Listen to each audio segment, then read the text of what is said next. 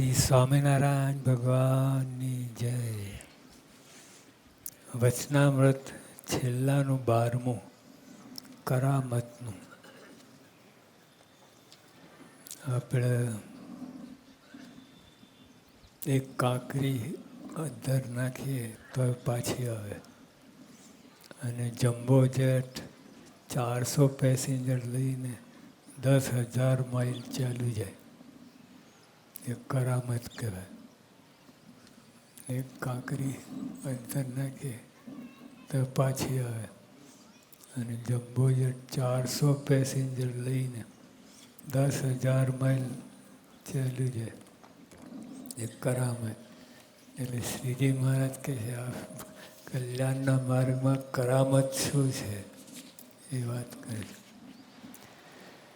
સ્વામિનારાયણ હરે સંવત 1884 અષાઢવદી અષ્ટમીને દિવસ સ્વામી શ્રી સહજાનંદજી મહારાજ શ્રી ગઢડા મધ્યે દાદા ખાચરના દરબારમાં પોતાના ઉતારાની મેળીના ગોખને વિશે વિરાજમાન હતા. ને સર્વશ્વેત વસ્ત્ર ધારણ કર્યા હતા, અને પોતાના મુખારવિંદની આગળ મુનિ હતા દેશ દેશના હરિભક્તની સભા ભરાઈને બેઠી હતી. કરામતમાં આવે છે કરામત. પછી શ્રીજી મહારાજ પોતાના ભક્તજનને શિક્ષા કરવાને અર્થે વાર્તા કરતા અવાજે, જેને પોતાનું કલ્યાણ ઈચ્છવું તેને કોઈ પ્રકારનું માન રાખવું નહીં, આ કરામત.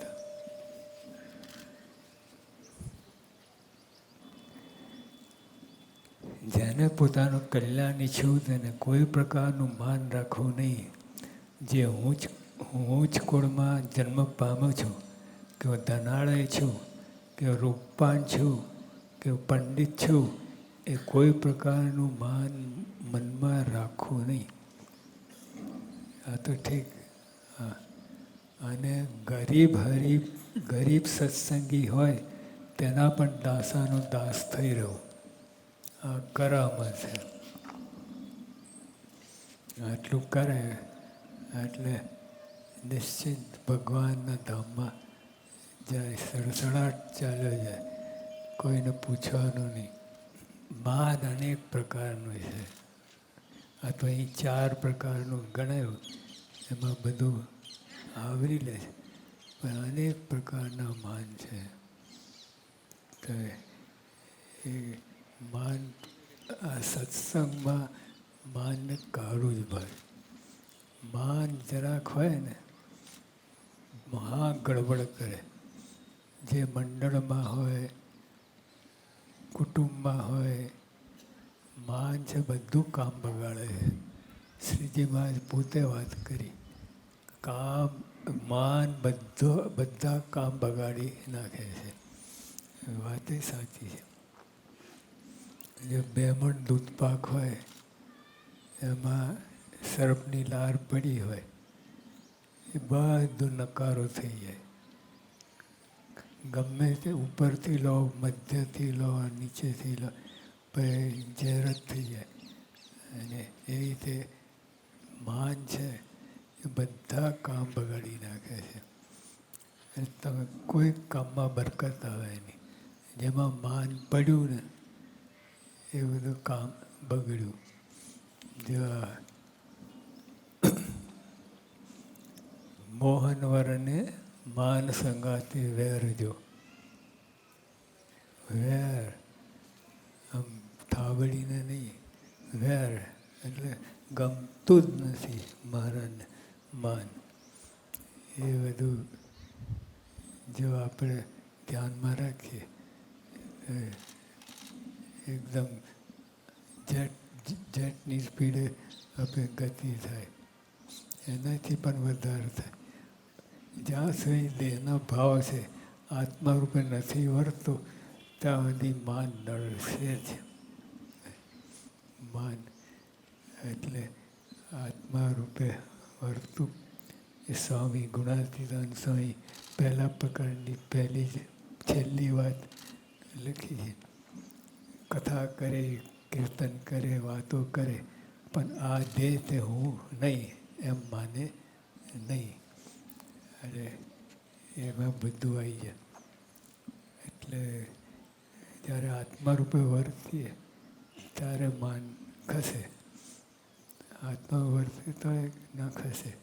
એ ભગવાનની કૃપા હોય તો જ માન જાય.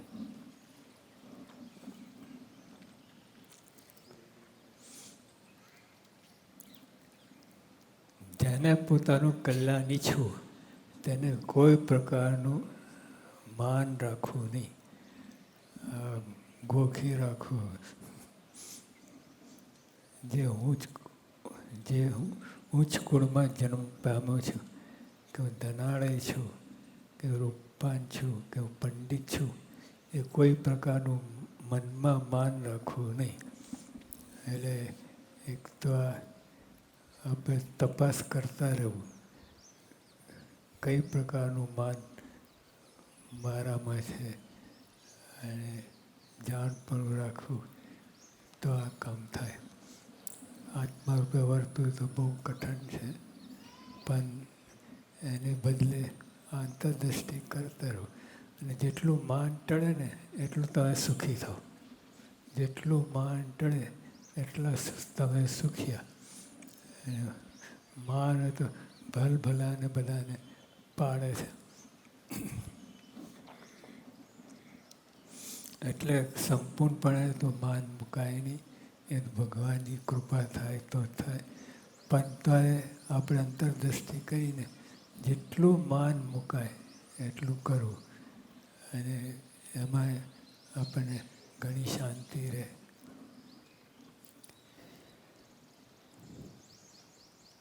એવું કોઈ પ્રકારનું મનમાં માન રાખવું નહીં. અને બીજું જે આપણને ગમશે નહીં, અને ગરીબ સત્સંગી હોય તેના પણ દાસાનું દાસ થઈ રહ્યું. એના દાસ અને આના દાસ ગરીબ સત્સંગી હોય. હવે આપણને રૂચે નહીં બધે. આ બધી માથાકૂટ કડાકૂટ, શું દાસનું દાસ એવું મનમાં થાય. પણ મહારાજે કરામતની વાત કરી. આ સત્સંગમાં તો જે ખરેખર અંતરથી દાસ થયો હોય ને એને કોઈ પ્રશ્ન, એને શાંતિ શાંતિ શાંતિ રહે. આમાં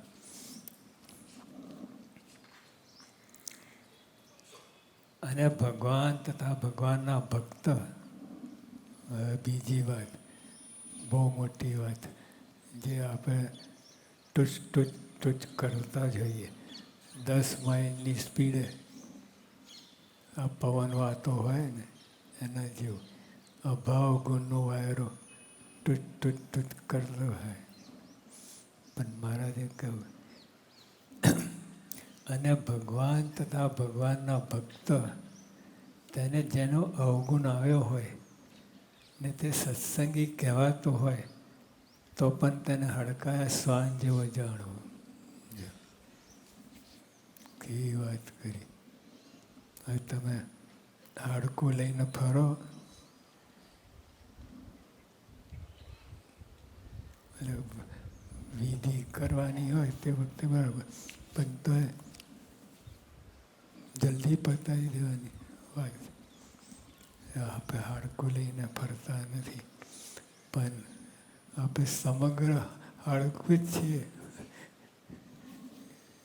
એવું મહારાજ કહે. અને ભગવાન તથા ભગવાનના ભક્ત, તેને જેને અવગુણ આવ્યો હોય ને તે સત્સંગી કહેવાતો હોય, નિયમ ધર્મ પાળે, 10મો હિસ્સો ભાગ કાઢે, આ બધું કરે, જે બધા નિયમ છે બધું થાય, પણ અવગુણ આવ્યો તો મહારાજ કે સત્સંગી કહેવાતો હોય. આ બધા લક્ષણ સત્સંગીના છે જ. 10મો હિસ્સો ભાગ કાઢો, ધર્માદો કાઢો, અને બધી રીતે નિયમ પાળતો હોય, પૂજા પાઠ કરતો હોય, એ સત્સંગીના લક્ષણ છે. તો મહારાજ કે ભલે, અને ભગવાન તથા ભગવાનના ભક્ત તેને જેનો અવગુણ આવ્યો હોય ને તે સત્સંગી કહેવાતો હોય,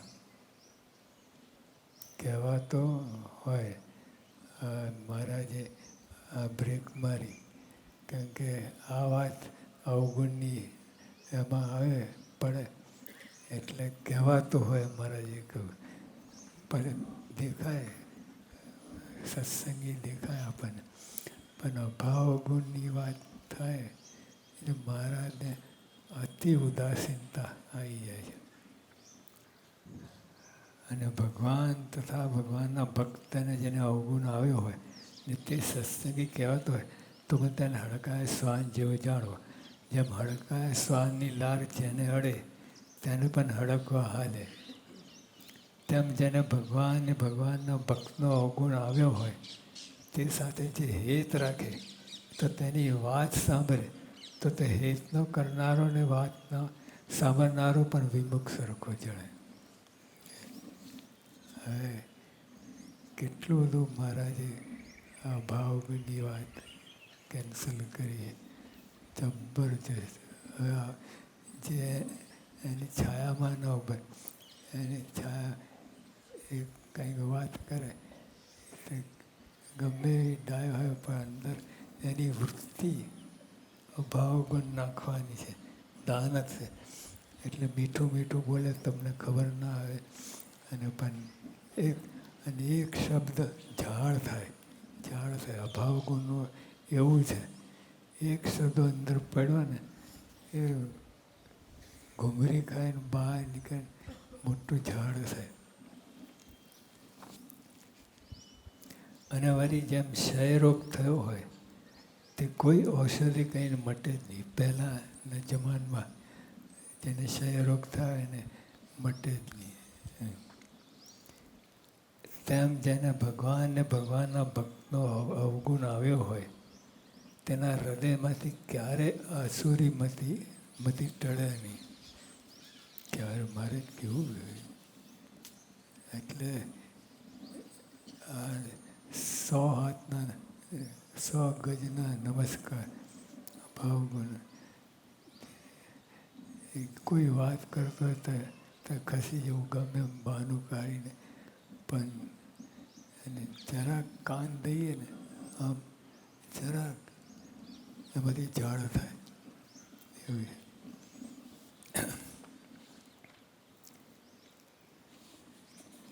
અને અનંત બ્રહ્મ હત્યા કરી હોય ને અનંત બાળ હત્યા કરી હોય ને અનંત સ્ત્રી હત્યા કરી હોય ને અનંત ગૌ હત્યા કરી હોય ને અનંત ગુરુ સ્ત્રીનો સંગ કર્યો હોય તેનો પણ કોઈ કાળે છૂટકો થાય ને શાસ્ત્રમાં તે પાપ છૂટ્યાના ઉપાય પણ કયા છે. પણ ભગવાન ને ભગવાનના ભક્તના અવગુણ લેવાવાળાને કોઈ શાસ્ત્રમાં એ પાપ છૂટ્યાનો ઉપાય કયો નથી. કરામતની વાત છે. આવું જો હોય તો કામ થાય. એટલે બધા આપણે મરદું હોય ને એ અડીએ તો નાવું પડે ને આ એના જેવું છે. અભાવગુણની વાત આભડછેટવાળી વાત. કોઈ કાને પડી આમ થાય એટલે આપણને એટલું બધું અભળાવે. એટલે આપણે આ ગુણાતીતની વાત છે, પણ અભાવગુણ તો બધા માટે મહારાજે. અને સારામાં સારું મહારાજે કે બધા દિવ્ય છે. એ લઈને જે ઝંડો લઈને ફરો બધું મોટું કામ થાય. અભાવગુણ ટાળવાનો ઉપાય આ છે, બધાને દિવ્ય માનવાનું. હવે આ સાચું છે, બધી મહારાજે કહ્યું બધું સાચું છે. આપણને કે બહુ વધારે પડતું મહારાજે લખી નાખ્યું છે. એ શંકા જાય આટલું બધું હોતું હશે. એક ધ્રુવ કર્યો ભગવાન ભક્ત કેટલું બધું લખી. કોઈ દિવસ પોતાના કલ્યાણના ઉપાયને કરી શકે જ નહીં. માટે એનો જીવ નાશ થઈ ગયો જાણવો. એમ જાણીને ભગવાનને ભગવાનના ભક્તનો દ્રોહ કરવો જ નહીં. એમ જાણીને જેને પોતાનું કલ્યાણ ઈચ્છવું હોય તેને દેહના જે સગા સંબંધી હોય તે સાથે હેત રાખવું નહીં. હવે તો આપણે તો બધું ધામધૂમ ચાલે છે બધી. હવે બધા ચરોતરમાં તો એના સારા બને 4-5 લાઈન કાઢે એને ઓળખાણ આપવા માટે. એ કેટલું હેત હશે એને શું થતું હશે. પણ મહારાજ સાચી વાત કરી છે. આ કલ્યાણ ને મોક્ષની વાત હોય, આ દુકાન છે ને આ મોક્ષની દુકાન છે. એમાં બધું આ ગડબડ ના ચાલે. એટલે એમ સંસારમાંથી નિષ્પૃહ થઈને ભગવાનના ચરણોમાં પ્રીતિ રાખીને ભગવાનનું ભજન કર્યા કરો. એટલે એનો ઉપાય આ છે કે આ બીજું બધું આપણે અનંત જન્મ લીધા, અનંત સગાવાલા કર્યા છે, એમાં બધું મોહ અને પ્રીતિ રાખવી નહીં. અને ભગવાન ભજન કરવું બસ. એ અતિશય નિર્વાસનિક થઈને આ ભજનનો રસ્તો લ્યો અને આમાં જ ફાયદો આપણને જણાય. જેટલું હોય બધું એવો ફાયદો જ કરશે. એમ સંસારમાંથી નિષ્ફળ થઈને ભગવાનના ચરણોમાં પ્રીતિ રાખીને ભગવાનનું ભજન કર્યા કરો. આ જે વાત કરી છે તેને જે અંતરમાં રાખે તેને કોઈ રીતે કલ્યાણના માર્ગમાં વિઘ્ન થાય જ નહીં. અને આ જે વાત તે કરામત જેવી છે એમ કહીને શ્રીજીમાં જ વાર્તાની સમાપ્તિ કરી. ઇતિ વચનામૃતમ એ રીતે છેલ્લાનું 13મું વચનાર્થ થયું, 12મું વચનાર્થ થયું.